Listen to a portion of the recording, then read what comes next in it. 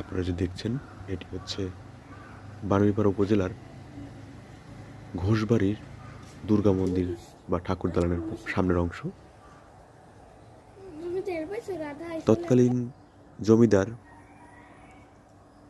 অরুণ ঘোষের প্রপিতামহ তিনি এই ঠাকুর দালান স্থাপন করেন 1815 খ্রিস্টাব্দে। তখন এই ঠাকুর দালানে বিশাল ধুমধাম করে দুর্গা পূজা হতো, বহু মানুষ এখানে আসতেন। কালের প্রভাবে দেখুন সেই মন্দির আজ জনাকীর্ণ। ঠাকুর দালানের ওপারে একটি বিশাল দিঘি ছিল বা বড় পুকুর, সেটা আজ দখলকৃত হয়ে গেছে।